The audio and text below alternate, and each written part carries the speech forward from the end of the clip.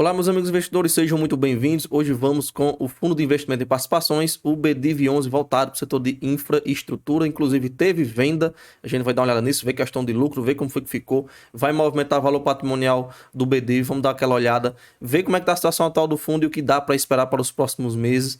Enfim, ele é um fundo, né? Ela é um FIP, né? É um fundo de investimento em participações. Ele tem algumas peculiaridades, né? Algumas diferenças em relação aos FIIs, como por exemplo a distribuição de rendimentos nos FIIs. Normalmente vemos as distribuições serem recorrentes ali de forma mensal. No BDIV aqui, a gestão quer pelo menos distribuir semestral, ok? Mas ele vem distribuindo trimestral. Tem a diferença seguinte: nos FIIs tem aquela obrigação de distribuir pelo menos 95% do lucro. No FIP não tem isso, fica a cargo da gestão, ela pode distribuir ou não, pode pegar esse dinheiro já e investir em outra coisa. Pode ser bem positivo, porque ele tem mais dinheiro ali para entrar em novas operações, tem mais poder ali para movimentar, porém, aí vai de cada um, né? Que não tem essa distribuição, essa obrigação, fica aí a caráter de cada um. Para um lado pode ser bom, para o outro lado pode ser ruim. Tendo a questão de risco, ele é um pouco mais arriscado do que os FIIs, no geral, até porque você está fazendo investimento direto na operação, tá? Direto ali no empreendimento. Ele está com a cota aí por volta dos 120 e poucos reais, aqui está 133, mas deu uma reduzida, e inclusive ele está com a rentabilidade de IPCA mais 4,42, considerando o preço de 133. Se a gente for considerar o preço de 120 e pouco, essa rentabilidade vai subir. Acho que lá para IPCA mais 6, a gente vai ver isso aqui à frente. Olha só, IPCA mais 6, próximo do que ele está sendo negociado nesse momento. Taxas, não tem taxa de performance, 1,1 é a taxa de administração. Questão de liquidez, ele bate aquele R$1 milhão negociados por dia, né? Tá com quase 1,3 mil reais, né? 1,3 milhões de reais negociados por dia, que a gente vê o spread do BDIV em relação ao NTNB. Quanto maior esse spread, quanto maior essa rentabilidade do BDIV em cima da NTNB, mais atrativo o investimento fica, ok? Questão de volume, já vimos, né? Aqui tem a média do último mês, R$1 milhão. A gente viu lá a média dos últimos 12, dá 1,3. Aqui ele vai falar sobre a questão patrimonial do fundo. As empresas, né, que compõem o BDIV, elas são avaliadas por um avaliador independente de forma mensal. E aí sempre que ele faz a distribuição, esse valor é reduzido, o valor patrimonial dá uma diminuída. Quando chega lá no final do mês, é feito uma reavaliação novamente, aí esse valor patrimonial vai subindo novamente. Então a tendência é sempre essa, ele está dando essas oscilações, inclusive o patrimônio vai variar negativamente, gradualmente, né? Vai subir, vai descer. A gente vê isso aqui de forma gráfica. Olha só como temos, né? Ele até deu uma subida, depois manteve mais constante, mas aí continua nesse sistema, paga, cai, reavalia, sobe de novo, porque tem a reavaliação dos empreendimentos, ok? Tem a valorização. A gente até vê isso aqui de forma numérica, por exemplo, lá em 23, em junho a cota estava 105,50, em maio foi para 102, agora em junho está 109, né? Ela deu uma caída, depois de uma subida, esse zigue-zague, ok? Vamos aqui à frente, a gente tem questão da distribuição, olha só, apesar dele querer distribuir pelo menos semestral, ele vem distribuindo pelo menos trimestrais. A gente vê aqui as últimas distribuições, tivemos duas já em 2024, em janeiro e em abril, seria aí total de R$16, né? E quanto a isso, totalizaria então a previsão que ele já tinha, né? A previsão era distribuir os 13,37, ele já distribuiu 13,33, então a expectativa é que não tenha mais distribuições. Porém, tem a questão da venda, como eu falei no começo do vídeo, da Linhares, que gerou um lucro bem interessante, né? Porém, tem aquele item, não é obrigado a distribuir a questão do lucro daquela operação, como eu falei, não tem a obrigação dos 95%. Pode pegar esse dinheiro já integralmente, já investir em outra coisa e dar uma turbinada maior. Vamos já entrar nesse detalhe da Linhares.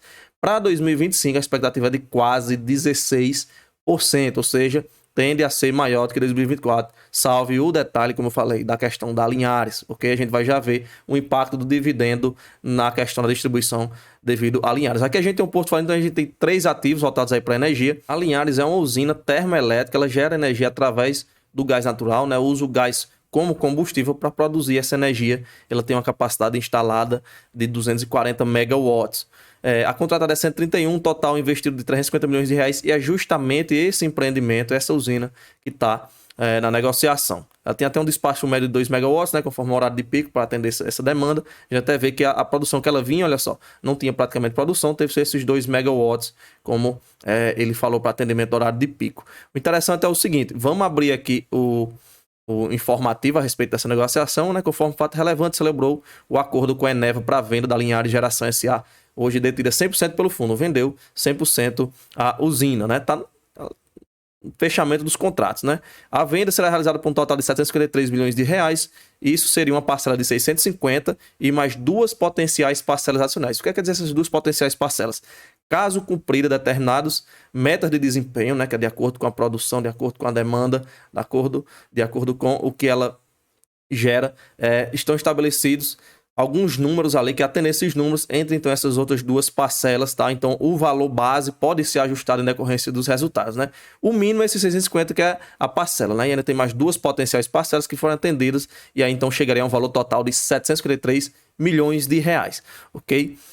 Aqui a gente tem um potencial de valorização, ele vai falar que é de 46% a 69%, né? Porque tem essa questão desses adicionais. E também a Eneva adquiriu junto debêntures, né? De Linhares integralizadas, né? Que é toda a questão da compra da usina. A Eneva já levou logo tudo. E perfazendo a operação total de 959 milhões de reais. Aqui a gente vê de forma gráfica a questão de retorno, né? Considerando o preço menor, né, os 650 milhões de reais, seria um avanço, né, de 46% em cima, né, um lucro de quase de 46%. Considerando 753 milhões, que é o valor total, né, se atingir as metas, enfim, essa rentabilidade vai para quase 70% acima, ok? Considerando lá o valor em junho, agora nos meses anteriores, 2024, né, de 445 milhões de reais, então seria um fechamento total de 753. A companhia foi adquirida em janeiro de 2021, o gestor incluiu, com o desinvestimento, né, ele finaliza uma rentabilidade com a taxa de retorno de IPCA mais 47,7. Na visão do gestor, a transação apresentou uma oportunidade única. Ok? Com o fechamento haverá um potencial de valorização na cota patrimonial do fundo, dos atuais lá que a gente tinha 109, 110 reais, né, para 128, 129, podendo chegar até 138,53, como a gente viu daquele valor, ok? 138,53 de valor patrimonial do fundo. Aqui a gente vê a questão da cota, né, em julho, 110 reais, e aí subiu para 128, né? Isso aqui, esse 19 e pouco, esse 28 e pouco é o acréscimo que seria então em cima disso. Ele vê como uma excelente oportunidade, né? Inclusive ele faz aqui a previsão de como é que seriam os próximos dividendos da Linhares, né? Inclusive ele teria uma forte redução em 2026, 2024 teria uma subida, por isso que a gente vê. Vamos voltar aqui, ó. Tem uma expectativa alta para 2025, né? Até porque a Linhares ia dar um aumento. Pegando aqui 2025, a gente vê que é 51%. Isso aqui não é não seria esse aumento de 51% aqui, tá? Até porque de 13 para 16 não é 51%. Isso aqui é somente na Linhares. Então, esse aumento aqui iria impactar também aqui dentro, né? E chegaria a esses 16 aí que ele colocou. Então, e depois, 2026, ele ia caindo, né? A questão do retorno. Talvez já vendo isso também ele já se desfez, né? Ele até coloca como oportunidade única de se desfazer do investimento, né? De fazer esse desinvestimento, mas fica a dúvida de como é que vai ficar para 2025. Porém, à frente ele vai citar o seguinte: fechamento está previsto agora ao final desse trimestre, tá? 2024, não haverá qualquer impacto imediato na alteração da distribuição. De imediato, tá? Ele está falando de imediato, incluindo aquela programada para o mês de julho, né? 2024. Ok? Então, até então, não tem impacto para 2024, mas fica a dúvida para ver como é que vai ficar em 2025, ok? Se vai ter essa redução, até porque como o fundo recebe um dinheiro, ele já pode alocar em outra coisa, né? Enfim, pode fazer esse dinheiro movimentar e recuperar esse potencial que ele tinha colocado de previsão aqui, ou até ultrapassar isso. Aqui a gente vai falar um pouco ainda sobre o fundo, né?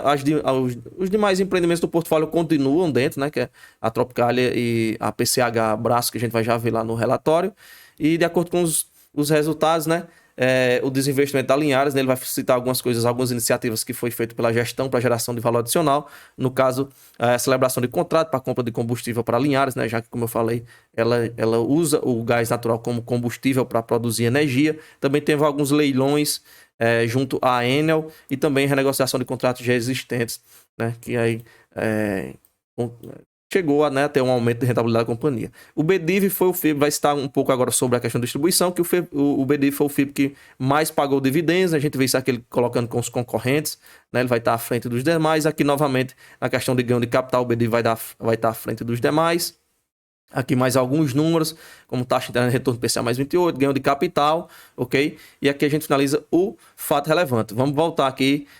Aliás, aqui já é nem só o fato, né? Aqui já é um relatório trimestral que ele coloca já com tudo embutido. Vamos avançar porque a gente ainda está no primeiro empreendimento, que é o da Linhares.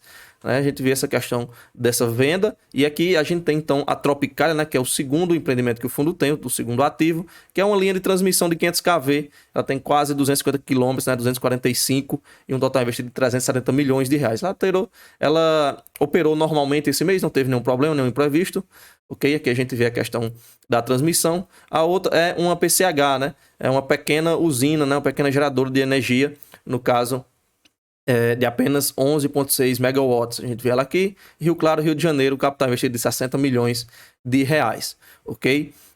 A atualização não teve movimentação, né? Segue gerando em linha, né? Com a geração histórica, segue dentro da média.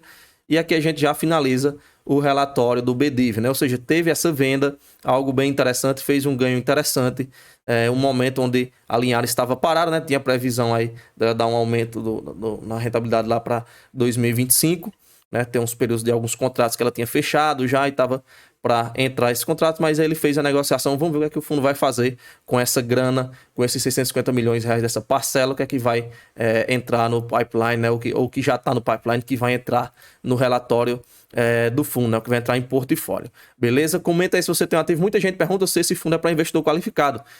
Galera, muita gente está conseguindo comprar cotas do BDIV sem ser investidor qualificado, ok? Talvez a questão da corretora, vejam aí, vocês podem olhar nos comentários dos vídeos aí, grande parte da galera consegue comprar cotas do BDIV, né? Inclusive, pessoal, aqui a gente não faz nenhuma indicação de compra ou venda de ativos, ok? A gente não está indicando você comprar esse fundo ou vender se você tem ou fazer qualquer tipo de negociação. A gente está só dando uma olhada, vendo como é que está a situação do ativo, ver o que é que dá para esperar. Até porque é um fundo de renda variável, tudo pode acontecer. A gente em nenhum momento aqui indica compra ou venda de ativos. A gente se vê no próximo vídeo e valeu, se inscreve no canal, deixa o like no vídeo. Grupo Telegram vai estar o link na descrição e nos vemos no próximo.